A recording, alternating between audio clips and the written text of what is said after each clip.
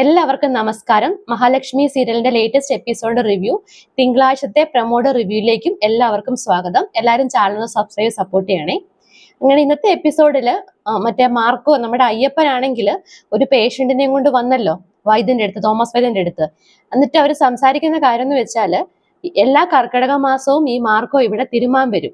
അപ്പൊ പറയുവാണ്, നിന്നെ ഇങ്ങോട്ടൊന്നും കാണാറില്ലല്ലോ തോമസ് വൈദ്യൻ പറയുവാണ്. അപ്പൊ പറയുന്നുണ്ട്, ഞാൻ എല്ലാ വർഷവും കർക്കിടകത്തിൽ വരത്തില്ലേ, അതുവരെയുള്ള അടിയുടെയും പിടിയുടെയും എല്ലാം ഒന്ന് തടവി തീർക്കുന്നത് കർക്കിടക മാസത്തിലല്ലേ, ഞാൻ ഒരു മാസം ഇവിടെ ഉണ്ടല്ലോ, ഇനി അപ്പോഴൊക്കെ വരാൻ പറ്റത്തുള്ളൂ. ഇങ്ങനെയൊക്കെ അവർ ഇങ്ങനെ കാഷ്വൽ ആയിട്ട് സംസാരിക്കുവാണ്. സംസാരിച്ചിട്ട് പിന്നെ കാണിക്കുന്നതെന്ന് വെച്ചാല് നമ്മുടെ കണ്ണനും അനന്തവും കൂടി ഇരിക്കുവാണ്.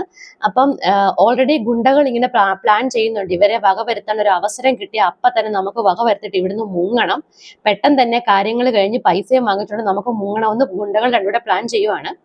എന്നിട്ട് കണ്ണനും അനന്തവും ആണെങ്കിൽ വെളിയിൽ കോറിഡോറിൽ ഇങ്ങനെ ഇരിക്കുവാണ്. അവരപ്പം ചൈൽഡ്ഹുഡ് മെമ്മറീസ് ഒക്കെ പറയുവാണ്. അതായത് കണ്ണനാണെങ്കിൽ കണ്ണൻ പറയുന്നുണ്ട്, എനിക്കൊന്ന് നടക്കാൻ പറ്റിയിരുന്നെങ്കിൽ, എല്ലാവരുടെയും കൈയും പിടിച്ച് നടക്കാൻ പറ്റിയിരുന്നെങ്കിൽ അത് നടക്കൂടെന്നൊക്കെ ചോദിക്കുന്നുണ്ട്. അപ്പൊ അനന്തു പറയുന്നുണ്ട്, നമ്മൾ 12-18 വയസ്സ് വരെ നമ്മൾ എങ്ങനെ ജീവിച്ചതാ, ഫുട്ബോൾ കളിയും, നീ ആയിരുന്നു റെഫറി, സത്യം പറഞ്ഞാൽ നമ്മുടെ ശത്രുക്കൾ പറയും നീ ഒന്ന് തളർന്നു പോയിരുന്നെങ്കിൽ, കാര്യം നീ ഉണ്ടെങ്കിൽ ഉറപ്പായിട്ടും നമുക്ക് ട്രോഫി ഉറപ്പായിരുന്നു, എന്തെല്ലാമായിരുന്നു, എല്ലാം നടക്കൂടാ, എല്ലാം നടക്കും, മഹാലക്ഷ്മിയുടെ പ്രാർത്ഥന പോലെ എല്ലാം നടക്കുമെന്ന് അനന്തു പറയുവാണ്. അപ്പൊ കണ്ണൻ പറയുവാണ്, ഇനി നടന്നില്ലേലും കുഴപ്പമില്ലടാ, എനിക്കൊരു നല്ല ഭാര്യയെ കിട്ടിയില്ലേ, ആ ഭാര്യ എന്റെ കൈ പിടിച്ച് നടന്നോളൂ എന്ന് കണ്ണൻ പറയുവാണ്. അപ്പം അനന്തു പറയുവാണ്, എല്ലാവരും മഹാലക്ഷ്മിയെ അപ്രീഷിയേറ്റ് ചെയ്യുന്നത്, നമ്മുടെ ജർമ്മനിലുള്ള ഫ്രണ്ട്സ് എല്ലാം മഹാലക്ഷ്മി ഒറ്റ ഒരാൾ കാരണമാണ് നീ ഇവിടെ വന്ന് കിടക്കുന്നതെന്നൊക്കെ അവർ പറയുവാണ്. എല്ലാവരും മഹാലക്ഷ്മിയെ അപ്രീഷിയേറ്റ് ചെയ്യാന്നൊക്കെ പറയുന്നുണ്ട്. ഇതിനിടയ്ക്കാണെങ്കിൽ ആ ഗുണ്ടയാണെങ്കിൽ അവിടെ വന്ന് ഒളിഞ്ഞു നോക്കുവാണ്. ഒളിഞ്ഞു നോക്കിയിട്ട് ഇങ്ങനെ പറ്റിയ തക്കം നോക്കി ഇങ്ങനെ നിന്നിട്ട് മേഘനെ വിളിച്ചിട്ട് പറയുവാണ്, കൂടെ ഒരുത്തനുണ്ട്, അതുകൊണ്ടൊന്നും ചെയ്യാൻ തൽക്കാലം പറ്റുന്നില്ല എന്ന് പറഞ്ഞു. അപ്പൊ മേഘൻ പറയുവാണ്, അത് അവന്റെ കൂട്ടുകാരനാ, അനന്തു എന്ന് പറഞ്ഞവനാ എന്ന് പറയുന്നുണ്ട്. അങ്ങനെ ഫോൺ വെച്ചപ്പം മേഘന്റെ കൂടെ ഉണ്ണിയുണ്ട്. അപ്പൊ ഉണ്ണിയോട് പറയുവാണ്, അവന്മാര് ശക്തി എന്നാണ് ഗുണ്ടയുടെ പേര്, അവൻ ഇങ്ങനെ വട്ടം ചുറ്റി നടക്കുവാണ് ഇതൊക്കെ ചെയ്യാൻ വേണ്ടി, എന്താണെങ്കിലും കഴുത്ത് പിടിച്ച് ഞെരുക്കാൻ അവന്റെ പ്ലാന്, നല്ലൊരു ടൈം കിട്ടി അവൻ വക വരുത്തുന്നു പറയുക. അപ്പൊ ഉണ്ണി പറയുവാണ്, മേഘേട്ടാ ഇപ്രാവശ്യമെങ്കിലും പണി പാടല്ല, കരുണ ഇതെല്ലാം പ്രതീക്ഷിച്ചാ വന്നേക്കുന്നത്, നമ്മൾ കഴിഞ്ഞ പരിപാടികളെല്ലാം ഫ്ലോപ്പ് ആയി പോയി, അതുകൊണ്ട് കരുണ ഇപ്രാവശ്യം എന്തെങ്കിലും നടന്നാൽ കരുണ പിന്നെയും പ്രശ്നം ഉണ്ടാക്കുമെന്ന് പറയുക. അപ്പൊ മേഘം പറയുക, അതൊക്കെ ഞാൻ കരുണയോട് സംസാരിച്ചിട്ടുണ്ട്, നമ്മൾ അന്ന് കമ്പവും പടക്കവും എല്ലാം പൊട്ടിച്ചതിനിടയിൽ കൂടാണ് അവൾ തിരിച്ചു വന്നത്, എന്നിട്ട് അവരെല്ലാം കൂടെ എടുത്ത് പൊട്ടിക്കുകയും ചെയ്തു, ഇതിനെല്ലാം ഞാൻ പകരം വീട്ടും എന്ന് പറയുവാണ്. നമുക്ക് ആഘോഷിക്കണമെന്ന് പറയുക ഉണ്ണിയോട്. അപ്പൊ ഉണ്ണി പറയുക, ഈ കണ്ണൻ മരിച്ചാൽ അതിന്റെ നടപടിക്രമങ്ങളൊക്കെ ഇല്ലേ, അപ്പൊ നമ്മളും ആ സങ്കടത്തിൽ പങ്കുചേരണ്ടേ, പിന്നെ നമ്മൾ എങ്ങനെ ആഘോഷിക്കാനാന്ന്.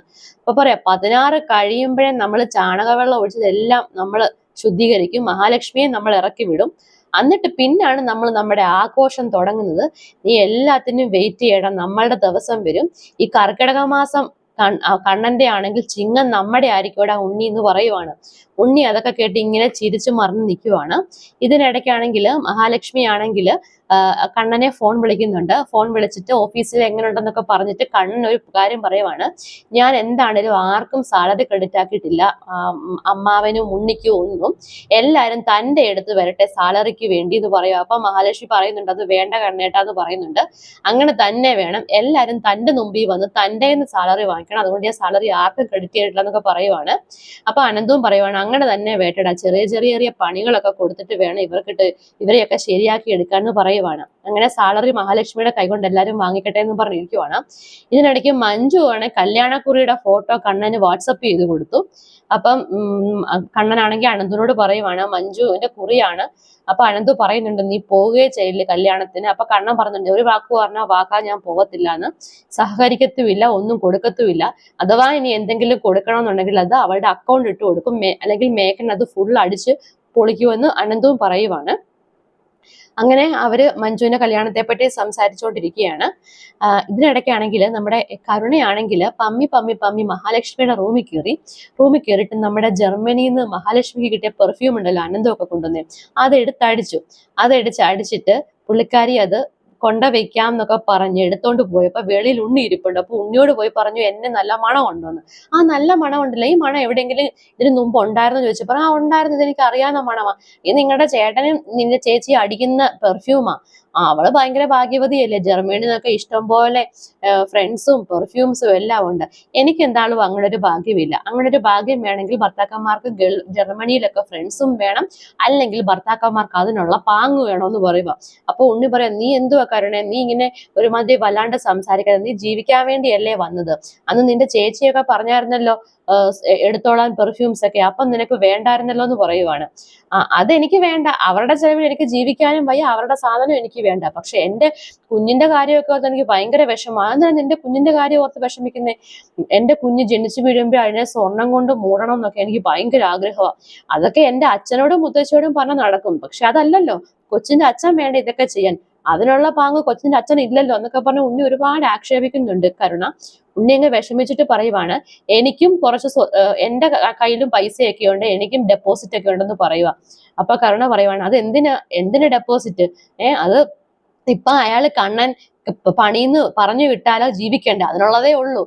എന്തേലും പറയുമ്പോ ഉണ്ണിയേട്ടൻ ഇങ്ങനെയൊന്നും പറഞ്ഞിട്ട് യാതൊരു കാര്യവും ഇല്ല, ഞാൻ കാര്യമാ പറയുന്നേ, ഉണ്ണിയേട്ടന്റെ മറുപടിയാ തന്നെന്നൊക്കെ പറയുവാണ്. അങ്ങനെ ഉണ്ണിയും കരുണയും തമ്മിൽ ഇങ്ങനെ അടി ഉണ്ടാക്കുവാണ്.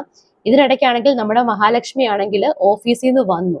ഓഫീസിൽ നിന്ന് വന്നിട്ട് വരുന്ന വഴി നമ്മുടെ മാർക്കോ കണ്ടു മഹാലക്ഷ്മിയെ. എന്നിട്ട് മാർക്കോ തിരിഞ്ഞു നിന്നു മഹാലക്ഷ്മി കാണാതെ. എന്നിട്ട് മഹാലക്ഷ്മിയുടെ പുറകെ പോവാണ്. ഇവിടെ ആരോ കിടപ്പുണ്ടല്ലോ, അതാണല്ലോ ഇതാരോ കിടപ്പുണ്ടല്ലോ ഇവിടെ എന്നിങ്ങനെ പറയുക. അങ്ങനെ മാർക്കോ ആണെങ്കിൽ റൂമിന് ചുറ്റും പറ്റിയൊക്കെ നിൽക്കുക. അപ്പൊ അനന്തുവാണ് ഡോറ് വന്ന് തുറന്നത്. അപ്പൊ മഹാലക്ഷ്മി വന്നിട്ട് പറഞ്ഞു, എനിക്ക് വയ്യ കണ്ടിട്ടാ ജോലി ചെയ്യാന്ന് പറയുക. അപ്പൊ പറയുക, താൻ മര്യാദയ്ക്ക് ജോലി ചെയ്യണം, ഞാൻ ഇനി ഇടയ്ക്കിടയ്ക്ക് 5 ദിവസമൊക്കെ ഇവിടെ വന്ന് കിടക്കുമ്പോൾ താൻ വേണം ചെയ്യാന്. അപ്പൊ പറയുക, ലേഖ ഇരുന്നില്ല, അവളോട് ഇരിക്കാൻ പറഞ്ഞെന്ന് പറയുക. അപ്പൊ അനന്തു പറയും, ലേഖയ്ക്ക് അവിടെ ആർട്ട് വർക്കും കാര്യങ്ങളും ഒക്കെ ഉണ്ട്. അപ്പൊ ലേഖയും പറഞ്ഞു, തന്നെ ഇരുന്ന് പണിയൊക്കെ പഠിക്കാൻ ലേഖയും പറഞ്ഞു. നിങ്ങൾക്ക് അവരിങ്ങനെ ചിറ്റായിട്ട് നടത്തുക, അവരിങ്ങനെ സംസാരിക്കുവാണ്. അപ്പൊ നമ്മുടെ മാർക്കോ ആണെങ്കിൽ വെടിയിൽ കറങ്ങി കറങ്ങി നിൽക്കുന്നതായിട്ടാണ് കാണിക്കുന്നത്. അതാണ് ഇന്നത്തെ എപ്പിസോഡിന്റെ തിങ്കളാഴ്ചത്തെ എപ്പിസോഡിന്റെ റിവ്യൂ എന്ന് വെച്ചാല്, അനന്തുവിന് ഫീൽ ചെയ്യുന്നുണ്ട് ആരോ ഇവരെ ഫോളോ ചെയ്യുന്നുണ്ടെന്ന്. എനിക്ക് തോന്നുന്നു അനന്ത് തെറ്റിദ്ധരിക്കുന്നത് മാർക്കോയെ ആയിരിക്കും, അയ്യപ്പനെ ആയിരിക്കും തെറ്റിദ്ധരിക്കുന്നത്. അങ്ങനെ പറഞ്ഞിട്ടാണ്, കണ്ണ ഇവിടെ ആരോ കറങ്ങുന്നുണ്ട്, നിങ്ങൾ വളരെ സൂക്ഷിക്കണം, ഒരു ഗുണ്ടയാണ് കറങ്ങുന്നതെന്ന് പറയുന്നുണ്ട്. മാർക്കോ പക്ഷെ അവിടെ കിടന്ന് കറങ്ങുന്നുണ്ട്, അവിടെ ആരാ കിടക്കുന്നത് എന്താന്നൊക്കെ അറിയാൻ വേണ്ടി. അപ്പം മഹാലക്ഷ്മി കണ്ണനോട് രാത്രി കിടന്ന് ഉറങ്ങുമ്പോൾ മറ്റേ ഗുണ്ടയും വരുന്നത് കാണിക്കുന്നുണ്ട്. അപ്പൊ മേഘനും ആക്രോശിക്കുന്നുണ്ട് അവരെ കൊല്ലാനെന്നും പറഞ്ഞ്. എന്തായാലും കൊല്ലത്തില്ല, മാർക്കോ അവിടെ ചുറ്റിപ്പറ്റിയ സ്ഥിതിക്ക് മാർക്കോ അതിനകത്ത് ഇടപെടും, അയ്യപ്പൻ ഇടപെടും മിക്കവാറും. എന്താണേലും അനന്തു മിക്കവാറും ഇയാളെ കണ്ടിട്ടാണോ ഗുണ്ടെ കണ്ടിട്ടാണോ ആരോ ഇവിടെ നമ്മളെ ഫോളോ ചെയ്യുന്നുണ്ട്, വളരെ കെയർഫുൾ ആയിരിക്കണം എന്ന് പറഞ്ഞെന്നറിയത്തില്ല. എന്തായാലും ഗുണ്ടയും അവിടെ കിടന്ന് കറങ്ങുന്നുണ്ട്, മാർക്കോയും അവിടെ കിടന്ന് കറങ്ങുന്നുണ്ട്. ഇതാണ് തിങ്കളാഴ്ചത്തെ എപ്പിസോഡിന്റെ റിവ്യൂ. എല്ലാവരും ചാനൽ സബ്സ്ക്രൈബ് സപ്പോർട്ട് ചെയ്യണേ. താങ്ക്